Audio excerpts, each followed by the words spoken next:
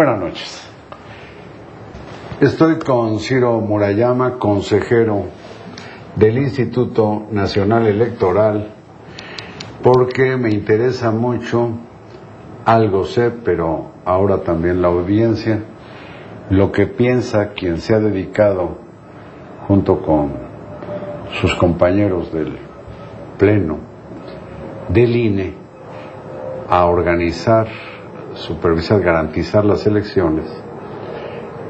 Pues lo que piensas, Ciro, del recorte que propone el presidente de la República a los partidos de sus prerrogativas. Claro que sí. Bueno, es un tema que resurge cada cierto tiempo. Lo cierto es que el presidente no ha enviado él una iniciativa en este sentido. Es algo que comenta de manera dice que se pongan de acuerdo más o menos informal, pero yo creo que conviene recordar de cuándo es este financiamiento y lo que ha implicado. ¿Y por qué? Así es. Mucha gente actualmente no sabe por qué el Estado mexicano mantiene a los partidos. Mira, justo hace 21 años, hace 25 años, el 21 de agosto de 1994, fueron las elecciones presidenciales en aquel año convulso que había empezado con el alzamiento zapatista, siguió con el asesinato de Luis Donaldo Colosio, y en medio de esa convulsión política hubo un acuerdo muy importante entre las principales fuerzas políticas para encauzar todo por una vía institucional y pacífica, y salió la elección de 94, que muchos presagiaban como un choque de trenes, como la elección con más participación ciudadana en la historia de México. El 78% de los empadronados fueron a votar, hubo un presidente legítimo, legal, y las elecciones, en vez de contribuir a la crisis política, sirvieron para desactivarla y trazar un horizonte de entendimiento para renovar el poder político en este país. Después de esa elección, el propio Zedillo dijo: yo gané una elección limpia pero inequitativa, porque se comprobó que 80 de cada 100 pesos los había gastado el partido en el gobierno. De ahí se decidió crear un piso de equidad, emparejar la cancha gracias al financiamiento público, y eso se concretó en la reforma electoral de 1996, donde también se le dio plena autonomía al IFE, hoy INE.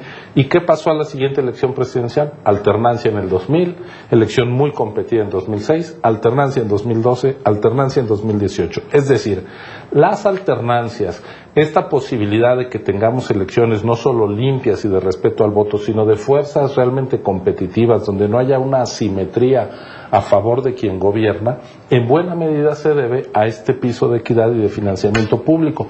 No son los grandes grupos de interés económico, como ocurre en Estados Unidos, las grandes corporaciones y empresas, las que permiten a un candidato ser competitivo. Aquí son reglas mucho más claras, equitativas, que permiten cierta independencia de los grupos de interés económico, y esa base de equidad pues ha acompañado a la democratización de México. Morena, que hoy nos gobierna, es un partido que no existía hace 6 años, consiguió su registro en 2014, compitió por primera vez en 2015, tuvo su financiamiento público, tuvo acceso a radio y televisión gratuitamente, y hoy tenemos una fuerza política que tiene más votos que el resto gracias a este juego. Romper este compromiso que está en la Constitución de equidad, a mí me parecería una regresión.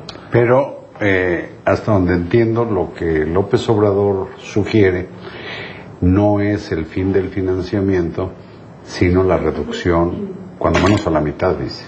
Así es, pero es una reducción que sí tiene efectos sobre la equidad, porque favorece sobre todo al partido en el gobierno. Es decir, hoy Morena tiene un financiamiento de 1.700 millones de pesos, que es más del doble de lo que tenía antes de que fuera gobierno. Tiene pues la defensa de sus acciones como gobierno, legítimas a través de los pronunciamientos que hace cada mañana el presidente y demás, mientras que las oposiciones, que tienen un financiamiento reducido gracias al resultado electoral, tendrían unas posibilidades de subsistencia de sus estructuras y de despliegue mucho menores. Entonces, No es nuevo que quien esté en el gobierno quiera reducir el financiamiento a los partidos. Ya pasó con el PAN, pasó con el PRI, ahora pasa con Morena. Es decir, aquí pero no se concreta con una iniciativa de ley. Hay una muchas discusión. iniciativas, pero nunca se han puesto de acuerdo en sacarla adelante, y lo que tenemos son anuncios de buena voluntad. Es decir, nosotros vamos a regresar el 50% del financiamiento, dijo el propio presidente de su partido.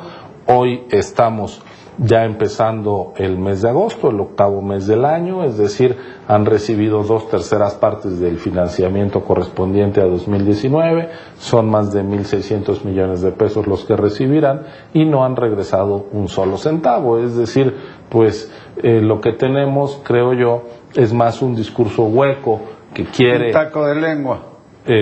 Quedar bien con cierta parte de la opinión pública, pero en los hechos pues no hay la mayor disposición de avanzar una reducción. ¿Sería posible y deseable? Pues sí, pues tiene que ser algo pactado entre los actores políticos, y además hay vías más o menos expeditas de hacerlas. Por ejemplo, tenemos la Ley General de Partidos Políticos, que hizo a partir de 2014 que aumentara el financiamiento público, no que da el INE, no a nivel federal, sino con cargo a las finanzas de las entidades federativas.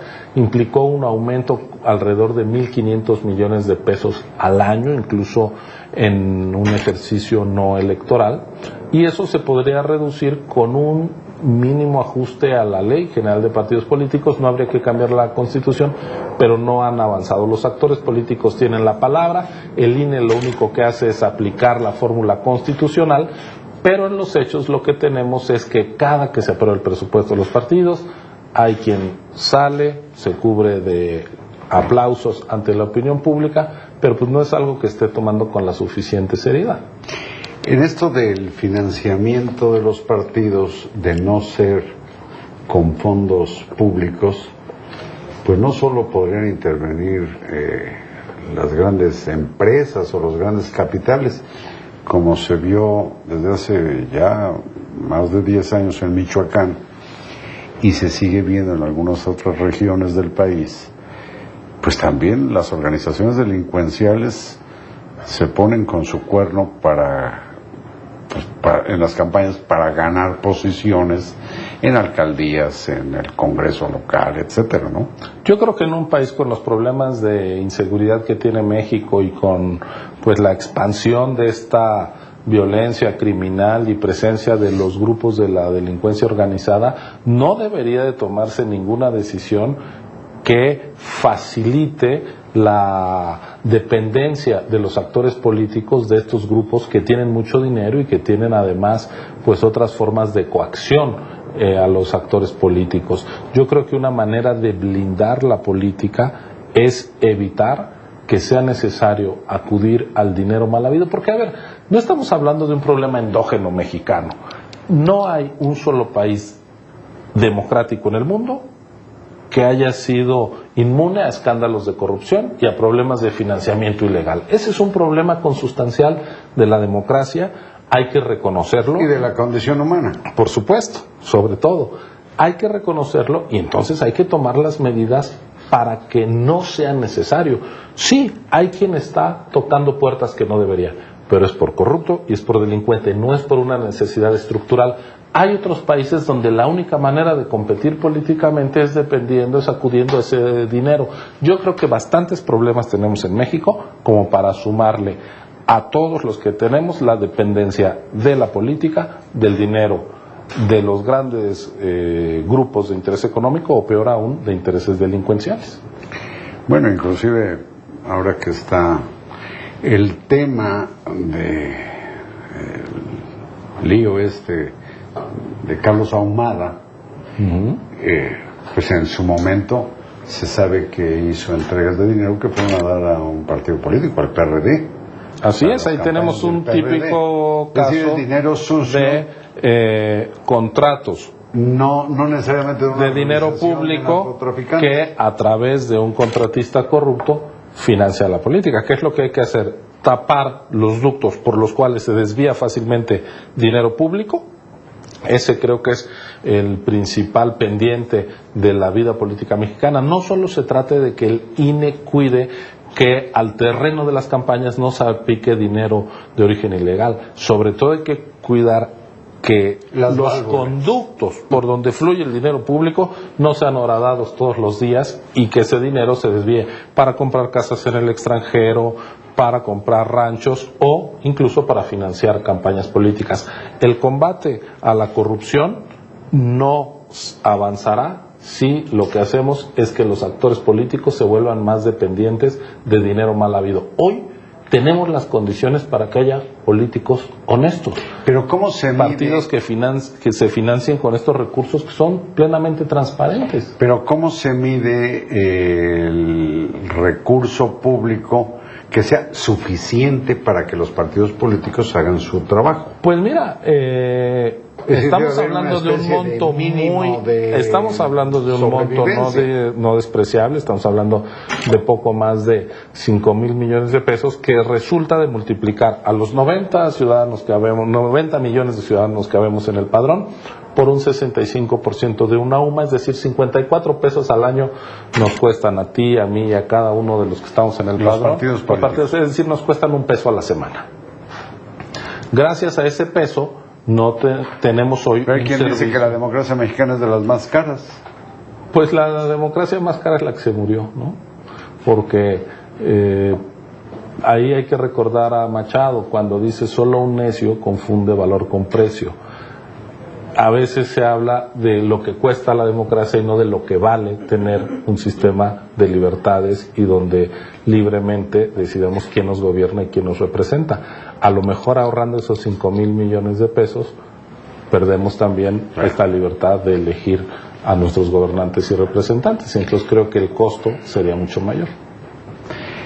Ciro Murayama se las sabe todas en este asunto, pero ya que tocamos el punto de cuál sería la fuerza política más favorecida si se redujeran las prerrogativas, a mí me gustaría tratar algo que resolvió la Comisión de Quejas del INE a propósito de lo que puede ser cooptación de votos mediante el trabajo que hacen los llamados servidores de la nación. ¿Aguantas aquí para que hagamos otra charla para mañana? Con todo gusto. Gracias. Ciro Murayama, consejero del Instituto Nacional Electoral. Buenas noches.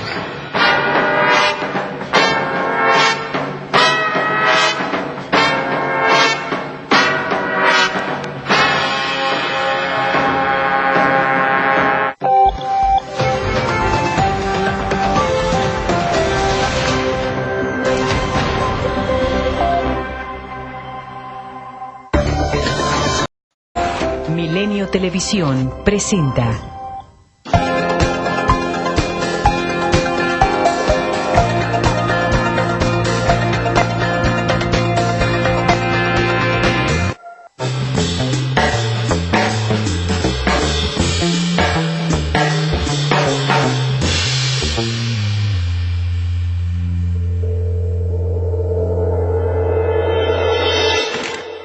Sigo aquí con el consejero electoral Ciro Murayama. Muchas gracias por, Carlos, al contrario, continuar. Tocamos anoche el asunto de los riesgos que tiene reducir el monto de las prerrogativas a los partidos políticos en una democracia que nos cuesta a cada mexicano más o menos $1 a la semana, según entiendo. El financiamiento de los partidos políticos que del INE, sí.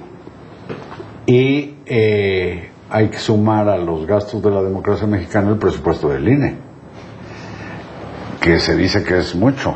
Así es, hay que sumar a la inversión en democracia el presupuesto del INE, que no solo hace Inversión, cosas no gasto. electorales, claro, porque todos los días nos identificamos con la credencial para votar y no todos los días estamos sufragando, es decir, vamos al banco, cambiamos un cheque, tomamos un transporte, recibimos servicios públicos. Y de eso se encarga el INE, de sacar la credencial. Es una credencial gratuita. Es una especie de cédula de identidad. Ninguna otra identificación oficial, sea la licencia, el pasaporte, que se entregue de manera gratuita. Tiene un costo. Por supuesto, que se contabiliza como costo electoral, pero en realidad yo creo que el INE, con la credencial y con la base de datos bien resguardada que tiene, está generando un bien público. Imagínate un país sin identidad, ¿no?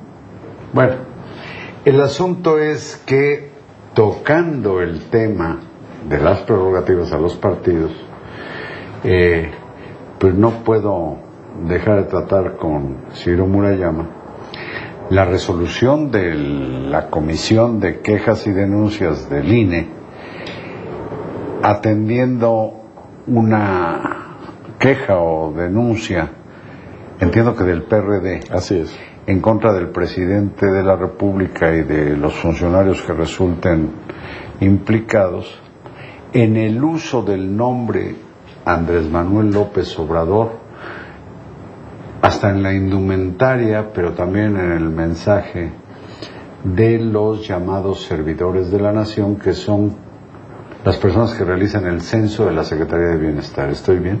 Así es, y que entregan distintos programas sociales, es decir... Y eso podría reflejarse en una cooptación de votos. Pues se refleja directamente en una violación a la Constitución el día de hoy. ¿Por qué? Desde 2007 se estableció en la Constitución que los gobernantes no pueden asociar su nombre, su imagen, su voz a la entrega de programas sociales.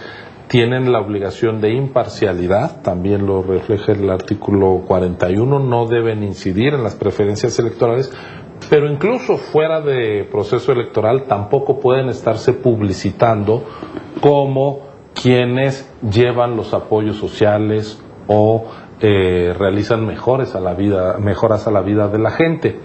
El gobernante tiene una responsabilidad y es en ese carácter, con toda imparcialidad, sin beneficiarse como individuo y sin beneficiar a su partido, como debe de trabajar. Esto se diseñó para parar aquellas campañas en televisión que habría, tú lo recordarás, antes de 2006, de los gobernadores del PRI que aparecían, el del Estado de México, Tamaulipas, regalando y promocionándose continuamente con cargo a los recursos públicos. Se decidió por un acuerdo muy amplio que se reflejó en la Constitución parar esas prácticas abusivas de los gobernantes, es decir, se trata de reglas del juego que tienen más de 12 años de vigencia, que empezaron mucho antes de este gobierno, y lo que tenemos es que en la actual administración hay un despliegue de trabajadores que están llamando a la puerta de miles y miles de ciudadanos, presentándose como representantes de Andrés Manuel López Obrador, y a su nombre piden datos y entregan beneficios sociales. Eso es contrariamente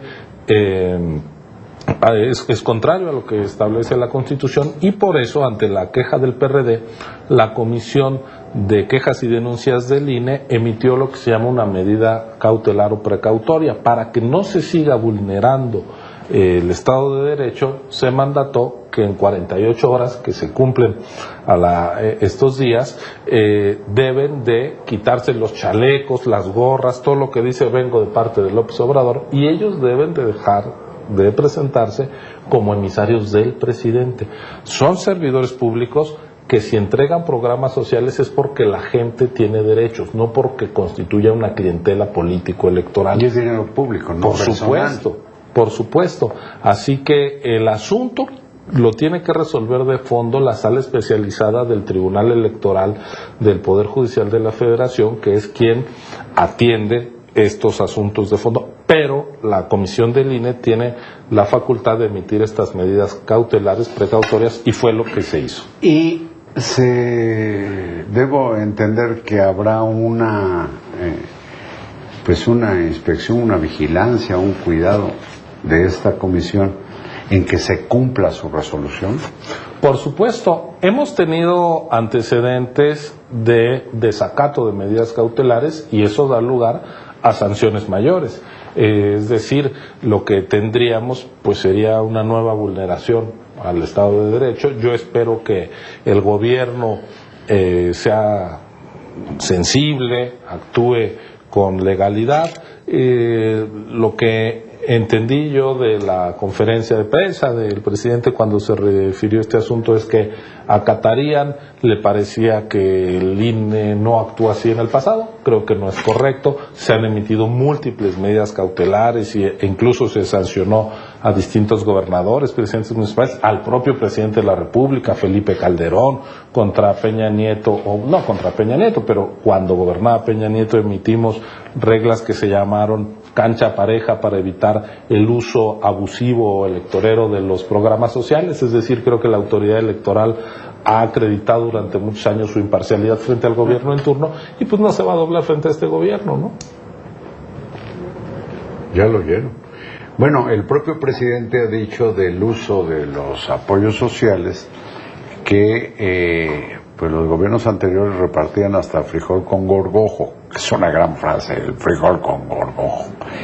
Y ahora, aunque sea sin gorgojo, pues no tiene derecho nadie a ausentarse como representante del presidente para entregarlos. Pero el presidente no es ningún benefactor, el presidente es un servidor público que está obligado a cumplir la norma. Un servidor público que cumple obligaciones. Los servidores públicos tienen obligaciones antes que derechos y la responsabilidad de cumplir la ley y la Constitución, y es lo que están incumpliendo en este caso.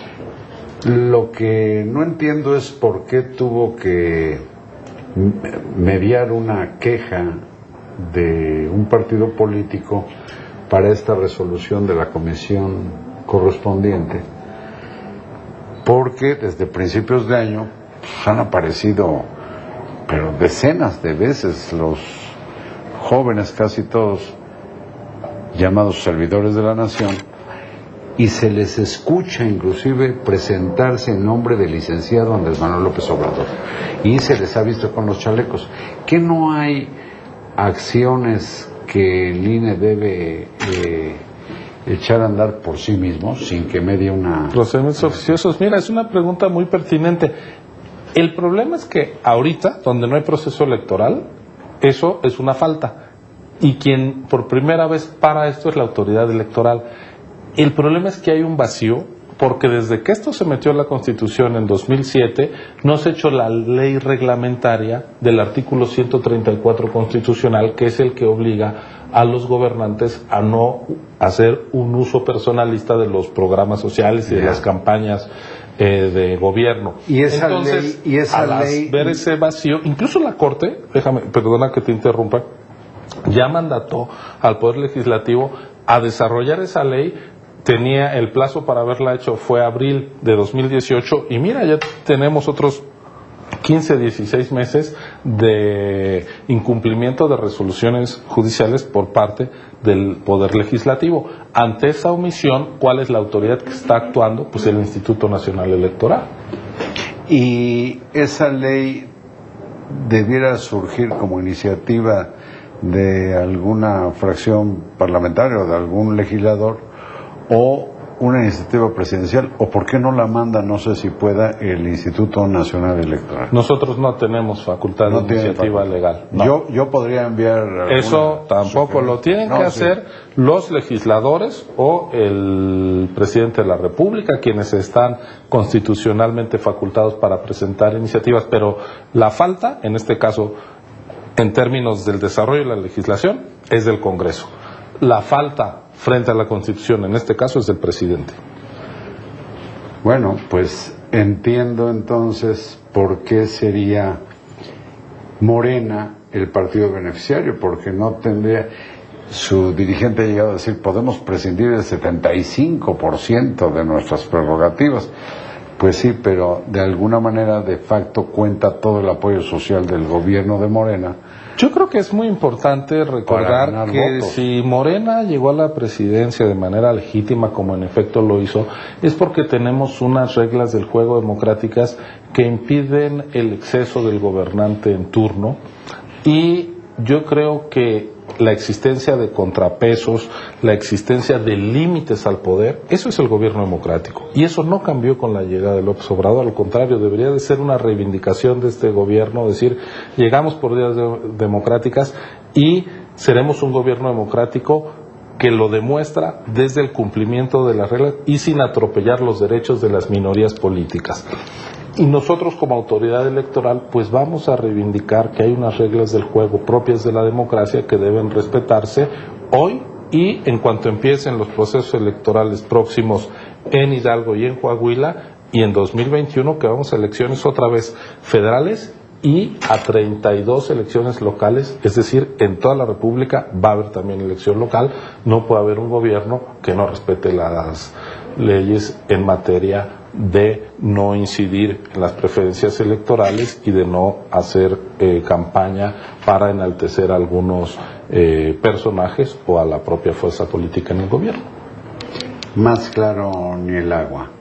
Ciro Murayama, te agradezco mucho esta conversación. Gracias, Carlos. Espero Un que gusto. la audiencia haya entendido las cosas que yo sigo sin entender. No, hombre, sí te entendí, te agradezco mucho. Muchas gracias a ustedes y buenas noches.